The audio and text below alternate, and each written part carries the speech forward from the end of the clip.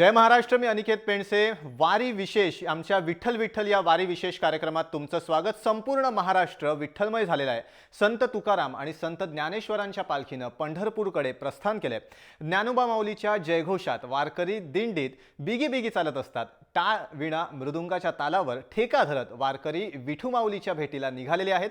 एवढा लांबचा प्रवास पायी करत असताना कुठल्याही प्रकारचा शीण थकवा या वारकऱ्यांमध्ये नसतो. एक नजर टाकूयात वारीच्या आठवड्याभराच्या संपूर्ण प्रवासावर.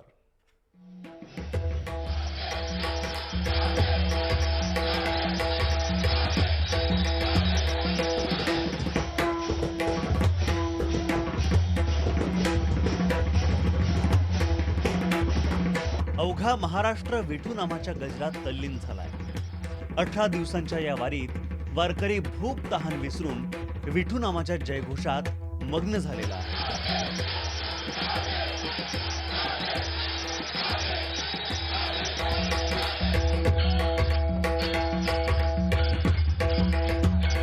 तुकोबा आणि माऊलींच्या पालखीत सुरुवातीपासून सहभागी होण्यासाठी वारकरी या दिवसाची वर्षभरापासून वाट पाहत असतो. जगद्गुरु संत तुकाराम महाराजांच्या पालखीनं 27 जून सोमवारी देहूतून प्रस्थान केलं, तर संत श्रेष्ठ ज्ञानेश्वर माऊलींच्या पालखीनं आळंदीतून त्यानंतर मंगळवारी प्रस्थान केलं.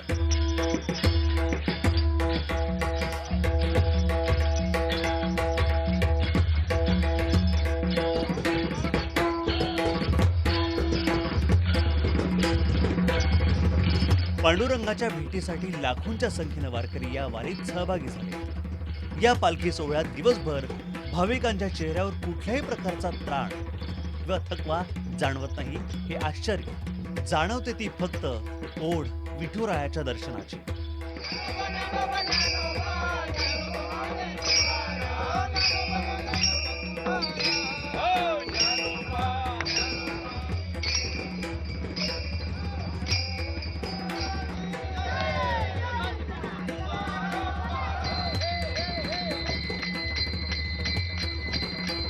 दोन्ही पालख्यांच्या प्रस्थानानंतर वेळ आली ती मुक्कामाची. सर्वप्रथम माऊलींच्या पालखीचा मुक्काम आळंदीतल्या गांधीवाड्यात झाला आणि त्यानंतर संत तुकोबांच्या पालखीचा मुक्काम पिंपरी चिंचवड मध्ये झाला. त्यानंतर उद्योग नगरीला अर्थात पिंपरी चिंचवडला तुकोबांच्या पालखीनं निरोप दिला. पहाटेपासूनच भाविकांनी तुकोबांच्या पादुकांच्या दर्शनासाठी मोठी गर्दी केली होती. संत तुकाराम महाराजांच्या पालखीनं विठोबा मंदिर भवानी पेठेत विसावा घेतला, तर संत ज्ञानेश्वर महाराजांच्या पालखीनं निवडुंगा विठ्ठल मंदिरात विसावा घेतला.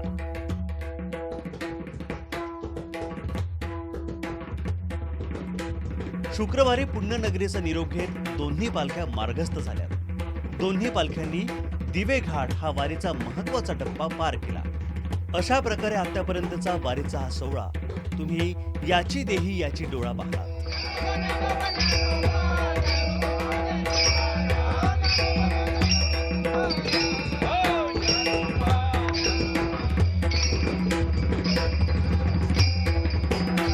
निलेश जगताप, जय महाराष्ट्र.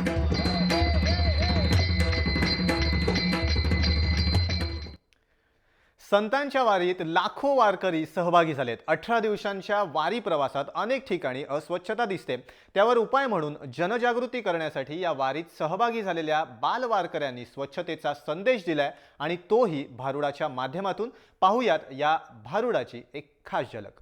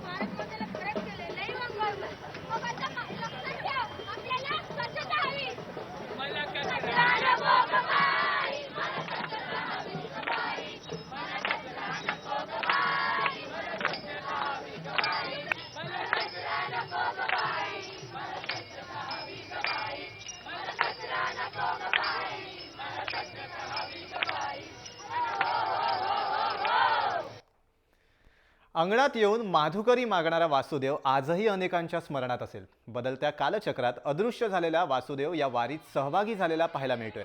वारीत कितीही पायी चालावं लागलं तरी कसलाच त्रास जाणवत नसल्याचं वासुदेव सांगतात, कारण त्यांना ओढ असते ती फक्त विठुरायाच्या दर्शनाची. आमचे प्रतिनिधी निलेश जगताप यांनी वासुदेवांशी साधलेला हा संवाद. सांस्कृतिक लोकजीवनाचे वैभव, महाराष्ट्राच्या अनेक लोककला आहेत. यातील वासुदेव, अनेक वासुदेव माझ्यासोबत आहेत. वासुदेव आता लुप्त पावतील की काय अशी परिस्थिती महाराष्ट्रामध्ये आहे. मेहनती आहे, मात्र मेहनती आहे वारीमध्ये अनेक वासुदेव या ठिकाणी पाहायला मला मिळत आहेत. मी त्यांच्याशी आता बातचीत करणार आहे. त्यांच्या नजरेतून वारी नेमकी काय आहे ते जाणून घेणार आहे. काय सांगाल, कशी वाटते या वारी, कसा अनुभव येतोय वारीमध्ये? अहो वारीमध्ये माझ्या असा आनंद वाटतो, किती बी चाललं तरी असा सीन येत नाही, एवढा आनंद वाटतो. तुम्ही वारीमध्ये सहभागी झालेला आहात, तुम्हाला कसा अनुभव येतोय? जी वासुदेवची कला आहे ती कला आता लुप्त पावत चाललेली आहे, काय सांगा? आम्ही आमच्या कलेला मस्त आम्हाला आनंद वाटतो. नाचत खेळत जायचं माऊलीच्या वारीत, माऊलीच्या नावाचा गजर करत जायचं, पंढरपूर गाठायचं. माऊलीच्या वारीत आनंद येतो. जिथं गेलं वासुदेव वासुदेव करते, अभंग म्हणायचं, गाणं म्हणायचं, वासुदेव म्हणायला होते आम्हाला. माऊली लोक वासुदेव दिंडीत नाचायचं. तुम्ही वारीमध्ये सहभागी झालेला, तुमचा कसा अनुभव वारीमध्ये येतोय? काय मागाल पांडुरंगाला? पांडुरंगाला एवढीच माझी इच्छा आहे की सुखाचे ठुणे सुखाची वारी सुखाची झाली, बस माझी एवढी विनंती. आणि आता या वारीच्या सगळ्या सोहळ्यामध्ये वारकऱ्यांसोबत हे वासुदेव सुद्धा आपली कला जिवंत ठेवायचं काम करतायत. कॅमेरामन संदीप रणपिसेसह निलेश जगताप, जय महाराष्ट्र, पुणे. वारीचा महत्त्वाचा टप्पा म्हणजे दिवेघाट. हा टप्पा पार करत माऊलींची पालखी सासवडमध्ये मुक्कामी राहिली, तर संत सोपान काकांच्या पालखीनं सासवडमधून प्रस्थान केलं. यावेळी सासवडच्या सावली फाउंडेशनतर्फे व्यसनमुक्ती आणि लेक वाचवा अशा अनेक विषयांवर पथनाट्य सादर करण्यात आली.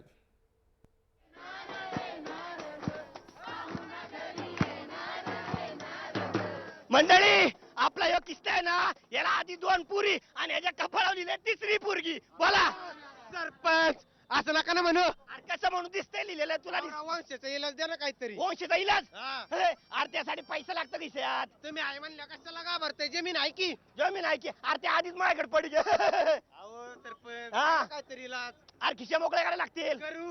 करू काय? अरे हो फाटकं धोतर नेसणारा मला म्हणते खिशे मोकळे करणार. करू सरपंच. बरं जाऊन दे, आता एका गावात शिकतोय म्हणून तुला सांगतो. बर. आपल्या वरच्या अंगाचा मसोबा आहे, वरच्या अंगात. वरच्या अंगाचा, वरच्या अंगात. तिथं जायचं. हा. एवढं बोकाड घेतलं एवढं मोठं. मंडळी, बोकाड मसोबाला कापलं. इकडं पोरग बाहेर, बोकाड मसोबाला कापलं. इकडं पोरग बाहेर. जर आईला चालला ना, हा. आयुष्यपद आयुष्यभर गुलामीगिरी करेन. हा. तिकडं. तुला काय तसलं बिसलं वाटलो काय? पट्ट्या बाजराव आहे. ऐक, पहिलं पोरग झालं हा. तर हा. मटण कुठं? वाड्यावर. चिरेबंदी वाडा आपला. आर. चालतं. पैसे बिशे वाड्यावर. तो उसात बघतो जरा पोरं काय करते. देऊ का? बरोबर बरोबर. हा, चला. मुलगी झाली तुम्हाला. नशिबान थट्टा याच्या मांडली, कशी नशिबान थट्टा याच्या मांडली. बघितलं का मंडळी? रेडा कापा, हत्ती कापा, गाढाव कापा, याला पोरगीच होणार आहे. अरे काय?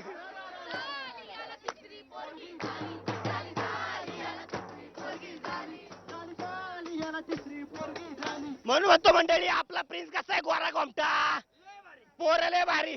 काय करतात त्या कार्ट्या पाळायच्या आणि लग्न झाल्यावर दुसरी नेणार. बरोबर. लहानपणापासून त्यांचा खर्च किती तुम्हाला माहितीये का माऊली? माहितीये का? तिच्या पोषणाचा, शिक्षणाचा, लग्नाचा, बापा डोक्याव कशाला दगडी पाळत बसलाय? द्या ना सोडून. मुनीमजी, कुणाची का तू?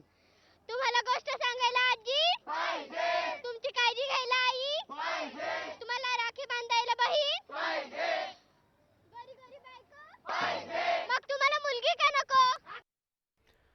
यंदा महाराष्ट्र दुष्काळात होरपळला. या दुष्काळावर मात करण्यासाठी जलदिंडीच्या माध्यमातून पाणी वाचवा आणि पाणी जिरवण्याचा संदेश देत काही होतकरू या वारीत सहभागी झाले. पाहुयात त्यांनी काय संदेश दिलाय. माऊलींच्या पालखी सोहळ्याचं पुण्यनगरीमध्ये सध्या आगमन होत आहे. माझ्यासोबत जलदिंडी आहे, एकमेकांशी काही ओळख नसणारा फक्त आणि फक्त फेसबुकच्या माध्यमातून एकत्र येत या सगळ्यांनी आज वारीमध्ये सर्वांनी सहभाग घेतलेला आहे आणि सर्व मंडळी आज वारीमध्ये जलदिंडी जल वाचवा, पाणी अडवा, पाणी जिरवा, स्वच्छ, कचरा निर्मूलन करा, कचरा टाकू नका, अशा वेगवेगळ्या प्रकारच्या घोषणा देत या दिंडीमध्ये सहभागी झालेले आहे. काय उद्देश तुमचा जलदिंडीचा, नेमका काय सांगता या जलदिंडीच्या माध्यमातून तुम्ही? आम्ही एवढंच कन्वे करतोय की स्वच्छ आणि निर्मळ पाणी भेटावं. आणि गोष्ट अशी आहे की आता दुष्काळ आहे, दुष्काळाच्या सिच्युएशनमध्ये पाणी वाचवा हा एक आणि ते स्वच्छता निर्मळ आणि स्वच्छ राहावं हे आमचं म्हणणं आहे. पाणी अडवा, पाणी जिरवा सांगताय, स्वच्छता राखा सांगताय, कसा प्रतिसाद मिळतोय वारकऱ्यांचा तुम्हाला? हो, आमच्या पद्धतीने आम्ही हा प्रयत्न करतो की पाण्याचं संवर्धन कसं करायला पाहिजे, पाण्याचं सिंचन करायला पाहिजे, पाणी वाचवलं, पाणी हे जीवन आहे, हा मेसेज आम्ही आमच्या पद्धतीने वारकऱ्यांपर्यंत पोहोचवण्याचा प्रयत्न करतो. तुम्ही या वारीमध्ये सहभागी झालेला, तुम्ही स्वतः वारकरी झालेला आहात. किती वारकरी तुमच्या दिंडीमध्ये आहेत आणि कशा प्रकारे तुमचं काम वारीमध्ये चाललंय? ऍक्च्युली 500 काय 600 लोक दिंडीमध्ये होता आणि वेगवेगळ्या IT कंपनीतला होता. मी भारत सरकारसाठी NIC मध्ये हा ऑर्गनायझेशनसाठी काम करतोय. कॅमेरामन संदीप रणपिसेसह निलेश जगताप, जय महाराष्ट्र, पुणे. कोकण, विदर्भ आणि मध्य महाराष्ट्रासह मराठवाड्यातही पावसानं दमदार हजेरी लावली. मात्र पश्चिम महाराष्ट्राकडे पावसानं पाठ फिरवली. पश्चिम महाराष्ट्रातील जलाशयांची स्थितीही चिंताजनक बनत चालली आहे. हवामान विभागाचा दमदार पावसाचा अंदाज असतानाही पावसानं पाठ फिरवल्यानं बळीराजाही चिंतेत आहे. पण वरुण राजाला प्रसन्न करण्यासाठी आता वारकऱ्यांनी थेट विठुरायालाच साकडं घातलंय. पुण्यातील सहकार नगर भागातील लक्ष्मी मंदिरात 1000 वारकऱ्यांच्या हस्ते पर्जन्य याग करण्यात आला. याचा आढावा घेतलाय पुण्याचे प्रतिनिधी अमोल कविटकर यांनी. विदर्भ आणि मराठवाड्याच्या काही भागात पावसानं धुवाधार हजेरी लावलेली असली तरी सुद्धा पश्चिम महाराष्ट्रावरती पाऊस रुसलेला आहे आणि याच पावसाचं आगमन व्हावं, वरुणराजाची कृपा व्हावी यासाठी आता पुण्यामध्ये थेट विठुरायाला साकडं घातलं जाते. पुण्यातल्या लक्ष्मी माता मंदिरामध्ये तब्बल 1000 वारकऱ्यांच्या उपस्थितीमध्ये पर्जन्य याग केला जातोय. पुण्याचे माजी उपमहापौर आबा बागुल यांच्या पुढाकारातनं हा उपक्रम राबवण्यात येतोय. आपल्यासोबत आबा बागुल आहेत. काय नेमकी भावना आहे? पश्चिम महाराष्ट्रामध्ये पाऊस पडत नाहीये, तुम्ही अर्थ हाक देताय विठ्ठलाकडे. आपण पाहिलं असेल की आत्ता म्हणजे बीड, मराठवाडा या ठिकाणी पर्जन्यवृष्टी झालेली आहे आणि तो तिथला बळीराजा सुखावला आहे, तो सुखावलाच पाहिजे. बघितलं तर पश्चिम महाराष्ट्र, पुणे शहरामध्ये पाऊस एकदम तुरळक देखील पाऊस पडलेला नाही. आज पिण्याच्या पाण्याचे देखील पुणेकर सहित आजूबाजूच्या पंचकृषीमध्ये इतके हाल होणार आहेत की अजून 8-15 दिवसाचा साठा फक्त धरणामध्ये असताना आज हा बळीराजा का रुसला यासाठी आम्ही आज हा यज्ञ केलाय की पाऊस पडावा यासाठी. वारीच्या निमित्तानं पांडुराच्या चरणी साकडं घालतो. हा, या पांडुरंगानं आम्ही साकडं घातलं की आज खरंच पांडुरंगच इथं आलाय का यज्ञाला असं वाटतंय. कारण हे वारकरी जे निघाले आहेत आज पांडुरंगाच्या बरोबर, त्याच्या पाठोपाठ जोरात पाऊस यावा हीच त्या पांडुरंगाच्या चरणी विनंती करायला आम्ही हा यज्ञ चालू केलाय. आता थेट विठुरायाकडे आर्त हाक जी आहे ती दिली जाते आहे आणि साकडं घातलं जाते की वरुण राजा काहीशी तरी कृपा या पश्चिम महाराष्ट्रावर आणि पुण्यावरती करू देत, जेणेकरून पुण्यातलं जे पाणी संकट आहे ते चिंताजनक होत आहे ते काहीसं दूर व्हायला मदत होईल. विठुराया हे साकडं जे आहेत वारकऱ्यांचं आणि पुणेकरांचं ऐकेल आणि पश्चिम महाराष्ट्रामध्ये धोधो पाऊस पाडेल. थोडं जर्नलिस्ट अमोल धर्माधिकारीचा अमोल कविटकर, जय महाराष्ट्र, पुणे. सासवडहून संत सोपानकाकांच्या पालखीनं पंढरीच्या दिशेनं प्रस्थान केलंय, तर संत ज्ञानेश्वर महाराजांच्या पालखीचा याच सासवडमध्ये मुक्काम आहे. या भक्तिमय वातावरणानं अनेकांवर गारुड केलंय. याला कवींचा सुद्धा अपवाद नाहीये. ऐकूयात या वारकरी कवींचं एक मनोगत. पायी चालली या पंढरीची वारी, मुखी बोलतो या पांडुरंग हरी, पांडुरंग हरी.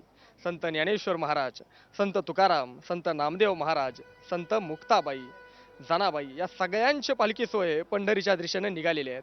लाखो वारकरी या वारीमध्ये सहभागी झालेले आहेत. या वारीमध्ये वैष्णवांचा मेळा भरलेला आहे. अनेक वारीकरी या वारीमध्ये सहभागी आहेत. जसे या वारीमध्ये वारकरी सहभागी असतात, वेगवेगळ्या क्षेत्रातले म्हणजे इंजिनियर असतील, पत्रकार असतील, डॉक्टर असतील, प्रत्येक जण काही ना काही निमित्ताने या वारीमध्ये सहभागी होतो. आज माझ्यासोबत असेच अनेक वारकरी कवी आहेत. मी वारीबद्दलच त्यांच्याकडून कविता जाणून त्यांच्याकडून आपण वारीबद्दलच्या कविता ऐकणार आहोत. शरद गोरे सर माझ्यासोबत आहेत, महाराष्ट्रातील प्रसिद्ध कवी आहेत. सर, वारीबद्दल एखादी कविता. माझी तुकोबांवरती समर्पित केलेली ही कविता आहे. संत तुकाराम महाराजांचे विचार आणि सध्याची परिस्थिती यावरती भाष्य करणारी. तुकोबाची भाषा आता बोलत नाही कुणी, सगळेच बोल घेवडे तरी मुकी आहे वाणी, आणि तुकोबाची भाषा आता बोलत नाही कुणी. ओल्या कोरड्या दुष्काळाचा छान फुलतो मळा, ओल्या कोरड्या दुष्काळाचा छान फुलतो मळा, शेतकऱ्यांना मिळतात फक्त आश्वासनांच्या झळा. ओल्या कोरड्या दुष्काळांचा छान फुलतो मळा. शेतकऱ्यांना मिळतात फक्त आश्वासनांच्या झळा. अनुदानाची मलई लांडगे मस्त खातात आणि कोल्हेही त्यांना डोळे झाकून साथ देतात. बळीराजाची अवस्था आहे इथे केविलवाणी आणि तुकोबाची भाषा आता बोलत नाही कुणी. सगळेच बोल घेवडे तरी मुकी आहे वाणी आणि तुकोबाची भाषा आता बोलत नाही कुणी. कर्जाच्या विळख्यात सापडला आहे अन्नदाता. कर्जाच्या विळख्यात सापडला आहे अन्नदाता. बँका म्हणतात फेडता येत नाही मग कर्ज कशाला घेता. गाथाच्या अभिवचनांचा विसर पडला इथं. गाथांच्या अभिवचनांचा विसर पडला इथं. आंधळ दळतं आणि कुत्रं पीठ खातं. गाथांच्या अभिवचनांचा विसर पडला इथं. आंधळ दळतं आणि कुत्रं पीठ खातं. दुनिया होत आहे तुकोबा त्यांचीच दिवाणी आणि तुकोबाची भाषा आता बोलत नाही कुणी. तुकाराम महाराजांच्या विचारातून महाराष्ट्रातला शेतकरी जगला पाहिजे हेच त्यांच्या कवितेतून पाहायला मिळतं. माझ्यासोबत दुसरे कवी आहेत नितीन चंदनशिवे. तुमची एखादी कविता. वारीवरती कविता आहे. थकत नाहीत कधीच देवा माझे चालून चालून पाय. थकत नाहीत कधीच देवा माझे चालून चालून पाय. वारीमध्ये दिसतात मला माझे बाप आणि माय. पांडुरंगा कसली रे ही ओढ विसरली भूक तहान. पंढरीच्या चोरासाठी देव माझा झाला होता लहान. पावसाच्या थेंबामध्ये पांडुरंग. पावसाच्या थेंबामध्ये पांडुरंग. या पावसाने भिजवलं अंग. काळीज फाटलं बोलला मृदुंग. कंठातून दाटून येई अभंग. लाखोमुखी नाम घोष चालली सोन पावलाची वारी. लाखोमुखी नाम घोष चालली सोन पावलाची वारी. ज्ञानोबाची ओवी माझ्या माझ्या तुक्याचा अभंग. तुझ्या पायाखालच्या विटेचे सांग कसे फेडावे पांग. नुसतं चालणं म्हणजे नव्हे वारी. नुसतं चालणं म्हणजे नव्हे वारी. जगण्याचा श्वास तुझाच ध्यास. पाखरांच्या चोचीमधला घास आणि तू होण्याचा भास म्हणजे वारी. तुझी वारी माझी वारी. तुझी वारी माझी वारी. वारी अरे कुणाची रे ही वारी. पांडुरंगा रुक्माईच्या कपाळावरचं लाल रिंगण म्हणजे वारी. काळजामध्ये विसावलेलं पंढरीचं अंगण म्हणजे वारी. दांडेकरांनी दिलेलं हे अंधन म्हणजे वारी. गाडगे बाबांनी गिरवलेलं हे गोंधन म्हणजे वारी. लिहावं ते खरं. लिहावं ते खरं. नुसतंच नसावं ते बरं. बैमान होऊ नये कधीच ज्ञानपीठासाठी. बैमान होऊ नये कधीच ज्ञानपीठासाठी. जगावं इंद्रायणी तरलेल्या त्या गोड मिठासाठी. कोवळ्या वयात घेतलेल्या समाधीच्या त्या हट्टासाठी. तरलेलं गोड मीठ माझ्या ज्ञानोबाची भाजलेली पाठ. जात्यावरती दळलेलं जनाईचं पीठ म्हणजे वारी. जात्यावरती दळलेलं जनाईचं पीठ म्हणजे वारी. खरं तर वारी म्हणजे काय हा प्रश्न नेहमी पडत असतो. नितीन चंदनशिवे यांनी वारी म्हणजे काय आहे हे आपल्या कवितेतून आपल्या समोर सांगितलेलं आहे. सागर जगताप कवी माझ्यासोबत सागरकडे माझ्यासोबत आहेत. तुमची एखादी कविता वारीबद्दल. एकदा जीवनी करावी वारी. एकदा जीवनी करावी वारी पहावा हरी पंढरीत. एकदा जीवनी करावी वारी पहावा हरी पंढरीत. रमावे तालात टाळ मृदुंगाच्या मुखी नाम गजर विठू माऊलीचे. रमावे तालात टाळ मृदुंगाच्या मुखी नाम गजर विठू माऊलीचे. ऐसा हा सोहळा डोळा तोची पाहे नशीब हो ज्याचे पुण्यवान.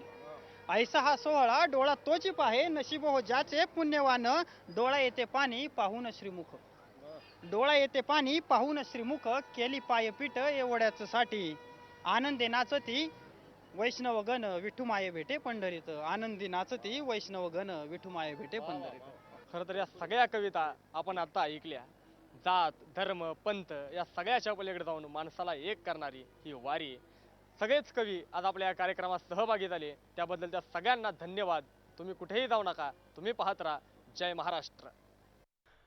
खरं तर या संपूर्ण वारीच्या प्रवासामध्ये दिवे घाटाचा जो टप्पा आहे तो अवघड मानला जातो. या टप्प्यातून पालखी जात असतानाची दृश्य टिपण्यासाठी अनेक फोटोग्राफर इथे येत असतात. त्यांच्याशी बातचीत केली आहे आमचे प्रतिनिधी निलेश जगताप यांनी. दर्शनाची आस लागून राहिलेले हे सर्व वारकरी.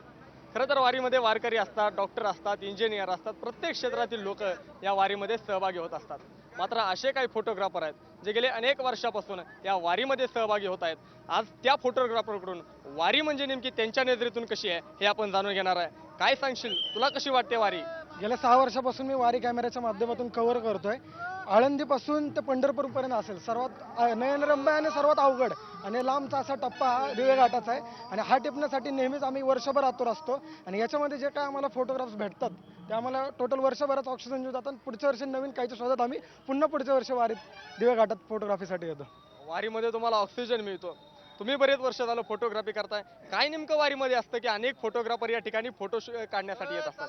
पण निष्काम आणि निस्वार्थ श्रद्धेची सेवा या वारीमध्ये करायला मिळते. मी गेल्या 35 वर्षापासून छायाचित्राच्या क्षेत्रात काम करतो, पण वारीमध्ये पहिल्यांदाच आलेलो आहे. खूप काही करून फोटोग्राफीमध्ये करायचा प्रयत्न केला, पण वारी आज जी केली याच्यामुळं छायाचित्राचं आणि छायाचित्रकाराचं आणि छायाचित्राचं धन्य झाल्याचं समाधान आज या वारीतून घेऊन जात आहे. फोटोग्राफर हे फक्त छंद म्हणून वारी करत असतात.